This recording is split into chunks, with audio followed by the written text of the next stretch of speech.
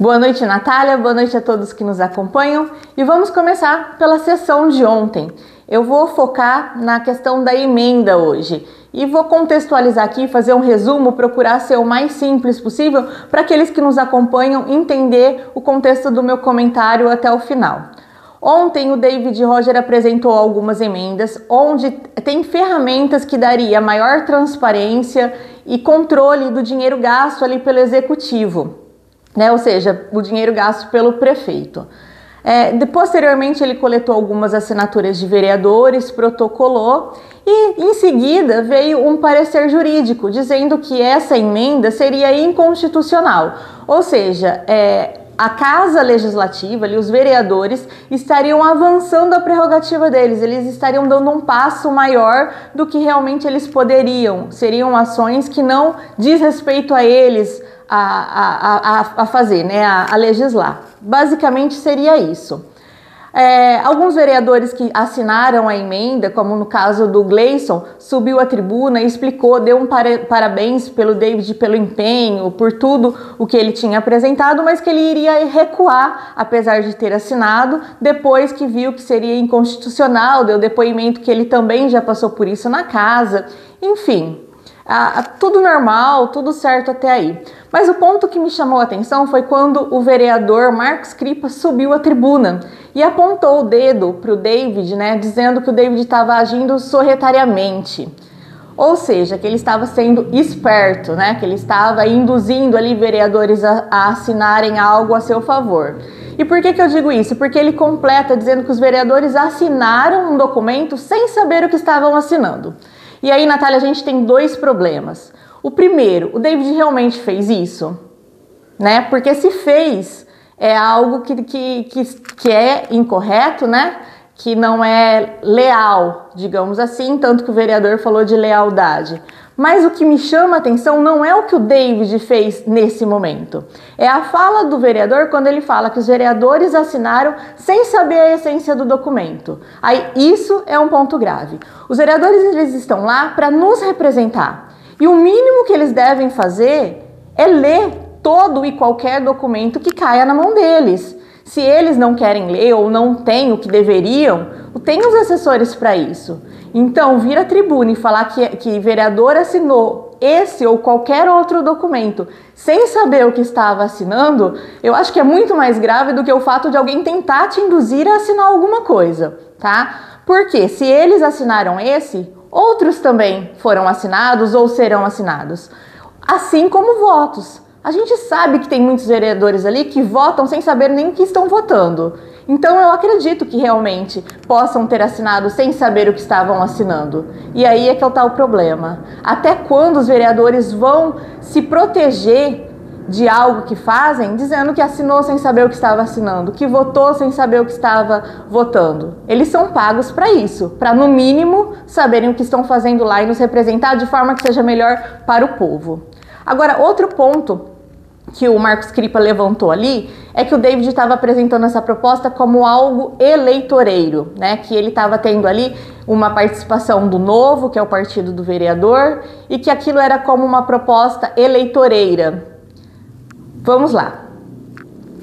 Primeiro que eu gostaria que todos os partidos tivessem uma participação ali nos seus vereadores, que auxiliassem, que dessem um apoio, que conseguissem chegar ali e apresentar algo bom, algo efetivo, algo que tenha realmente efetividade na vida do cidadão, né, do cidadão catanduvense, porque a gente vê ali leis, a maioria das leis, a maioria dos projetos, a maioria das propostas, posso dar inúmeros adjetivos aqui para o que são apresentados, que na maioria das vezes são datas comemorativas, dia não sei de quem, selo não sei do que, e o que isso realmente melhora na vida da população? Eu acho que quase nada, tanto que existem tantas leis lá que nada é colocado em prática, porque a maioria não sabe nem que existe. Já comentamos isso aqui também.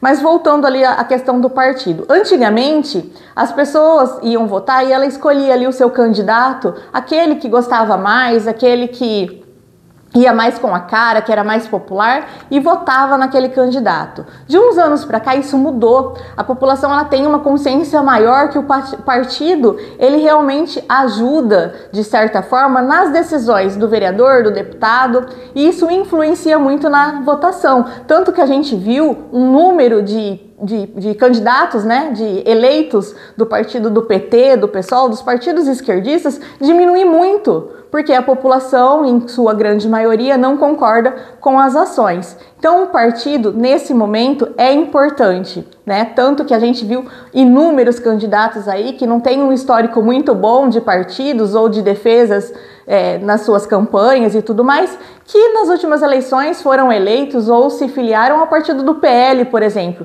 que era um partido de direita que tem bastante visibilidade.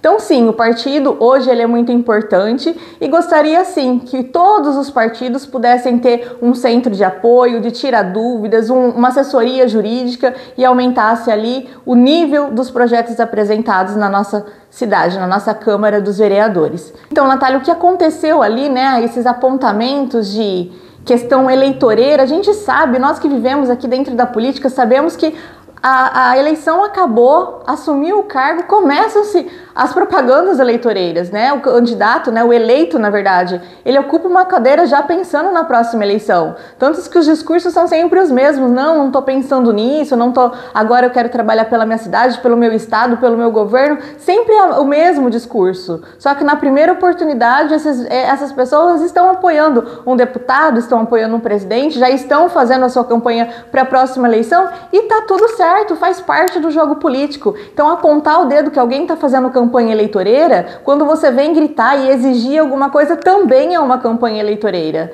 Então, a gente tem que se atentar a isso. E um ponto que me chamou a atenção foi que em uma das falas no dia da audiência pública, uma munícipe pediu encarecidamente: olhem para o povo e deixem os egos de lado, vamos trabalhar nós e não eu. E isso ainda não está acontecendo aqui na nossa cidade. Basta saber o que está acontecendo, o porquê de tanto barulho, de tanta gritaria. Quem vai ter vantagem com isso? Não ter as ferramentas de transparência beneficia quem? Quem está exigindo que isso pare?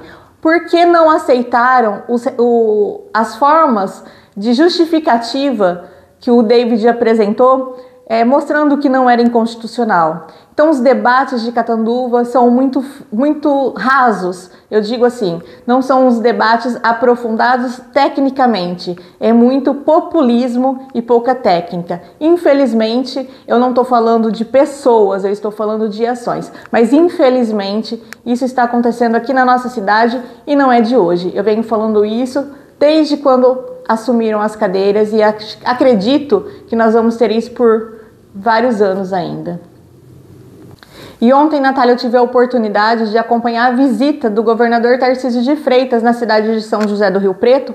Como você já mencionou, ele foi para fazer entrega de casas populares e também visitar o hospital de base, onde ele destinou verbas. E a minha impressão dessa visita foi das melhores. Estavam ali diversos representantes da política, entre eles o prefeito da cidade, Coronel Fábio, o vice, diversos deputados, tanto estadual como federal. Estava ali o Itamar Borges, Valdomiro Lopes, o Danilo Campetti, que tem se colocado como uma pessoa bem próxima ao governo, o deputado Paulo Bilinski, que se mudou recentemente para São José do Rio Preto, a Coronel Heleno, enfim, diversas autoridades acompanharam a visita do governador. E alguns populares ali no final da entrega das chaves do protocolo gritou: nosso futuro presidente. E essa foi uma das perguntas ali da coletiva, se existia a possibilidade dele na próxima eleição vir como candidato a presidente. E ele foi incisivo na resposta em dizer que não, que ele não vem, que ele tem muito trabalho ainda para fazer pelo governo de São Paulo, é um trabalho que vem dando resultados que em 4 anos ele não consegue finalizar e que ele pretende, né, vir por mais 4 anos aí no governo de São Paulo. E depois ali, a hora que ficou mais informal, uma das repórteres também pergunta: e o DERIT, governador, vai ou não vai? A gente sente momentos em que ele está em alta, momentos que não, como que está a situação? E ele, mais uma vez, elogiou o DERIT, diz que sim, que o trabalho dele tem sido muito bom, tem dado resultados e que segue trabalhando por São Paulo junto com ele. Então é isso, Natália. Espero que nós tenhamos mais boas notícias aqui para nossa política da região. Boa noite, até quarta-feira, se Deus quiser.